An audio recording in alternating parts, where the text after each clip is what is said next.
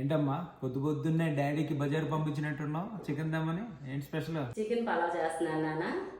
యాక్చువల్గా నా పలావ్కి చాలా ఫ్యాన్ బేస్ ఉంది. ఎందుకంటే ఇంట్లో తయారు చేసుకున్న మసాలాలు, కారం ఇలాంటివన్నీ వాడతాం కదా.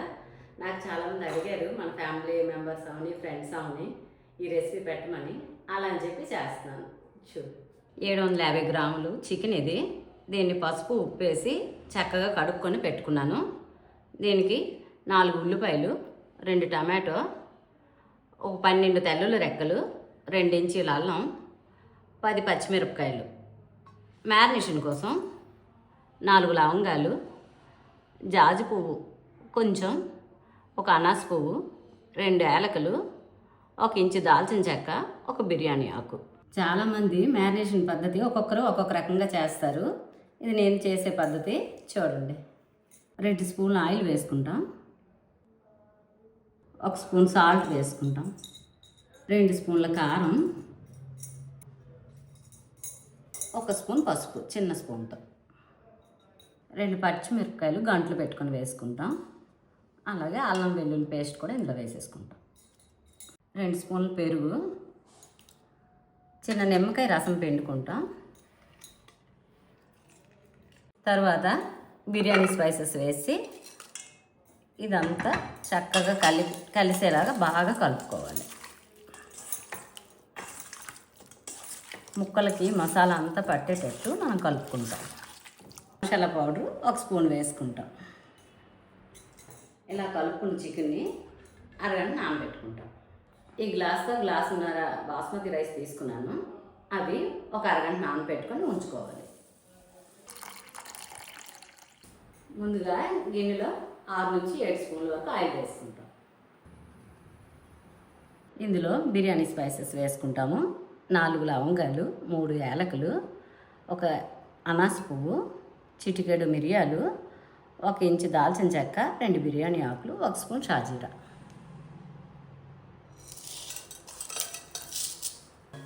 లో ఫ్లేమ్లో పెట్టుకొని ఇది కొంచెం వేపుకోవాలి.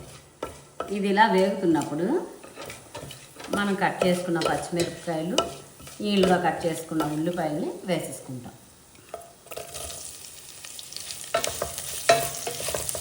లైట్ గోల్డెన్ బ్రౌన్ వచ్చే వరకు వీటిని వేయించుకోవాలి.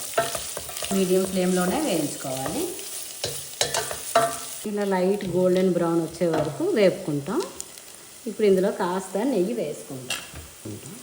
టేస్ట్ బాగా వస్తుంది నెయ్యి వేసుకోవడం వల్ల. మనం ముందుగా అరగంట ముందు నానబెట్టుకున్నాం కదా చికెన్ని, ఇప్పుడు ఇందులో వేసుకుంటాం. ఇలా కలుపుకోవాలి. ఆయిల్ పైకి చేయలే వరకు ఇది వేయించుకుంటాం. లో ఫ్లేమ్లో పెట్టుకొని వేయించుకోవాలి. 10 నిమిషాలు వేగింది కదా. ఇప్పుడు దీనిలో కరివేపాకు, కొత్తిమీర వేసుకొని ఇంకొక 10 నిమిషాలు వేపుకుంటాం. ఇలా వేయించుకుంటే బాగా వస్తుంది. ఆయిల్ తేలే వరకు వేయించుకోవాలి. లోపు వేడి నీళ్ళు వేసుకుంటాం మనం బిర్యానీలో. ఆ వాటర్ కొలుచుకొని మరిగించుకుందాం. గ్లాసున్నర బియ్యం వేసుకున్నాం కదా, 3 గ్లాసులు వాటర్ వేసుకుంటాము. ఈ నీళ్ళు మరిగేలోపు మనం ఒకసారి కలుపుకుందాం. దగ్గరకు వచ్చింది. ఇది ఇలా కలుపుకొని ఒక 5 నిమిషాలు ఆగితే ఇందులో మనం బియ్యం వేసేసుకుంటాం. బాగా వేగింది కదా. ఇప్పుడు ఇందులో నానబెట్టిన బియ్యాన్ని వేసుకుంటాం. ఇలా జాగ్రత్తగా కలుపుకోవాలి. ఒక 2 నిమిషాలు కలుపుకుంటే సరిపోతుంది. ఎక్కువ కలుపుకున్నా ఈ బియ్యం ఈడిపోతాయి. అంతా కలిసేలాగా కలుపుకొని వాటర్ వేసుకుంటాం. ఇలా బిర్యానీ చేస్తే చాలా బాగుంటుంది. మన ఇంట్లో పిల్లలందరూ మరీ అడిగి చేయించుకొని తినేవాళ్ళు. గుర్తుందా? వేడి నీళ్ళు ఇందులో వేసేసుకుంటాం. హై ఫ్లేమ్లో పెట్టేసి ఉడుకు పెట్టిన తర్వాత కొంచెం దగ్గరగా అయినప్పుడు లో ఫ్లేమ్లో పెట్టుకొని ఉడికించుకుంటాం. దగ్గరగా అయ్యే వరకు మూత పెట్టుకొని ఉడికించుకుంటాం. దగ్గరగా అయింది కదా, ఉప్పు సరిపోయిందో లేదో కొంచెం చూసుకుందాం. సరిపోకపోతే వేసుకోవచ్చు.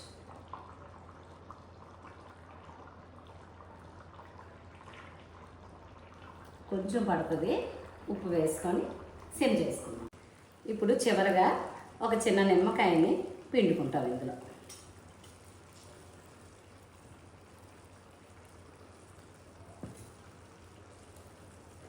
ఇలా మూత పెట్టి ఉంచుకొని 15 నిమిషాలు ఉడికించుకోవాలి. మంచి స్మెల్ వస్తుంది, బిర్యానీ అయిపోయినట్టుంది. Wow, super. ఇలా చూసారా, జ్యూసీగా మనం ఆపేసుకుంటే తినేటప్పుడు చాలా బాగుంటుంది. చాలా ఈజీ రెసిపీ ఇది, మీరు ట్రై చేయండి, చాలా బాగుంటుంది కూడా. వేడిగా తింటే సూపర్ ఉంటుంది.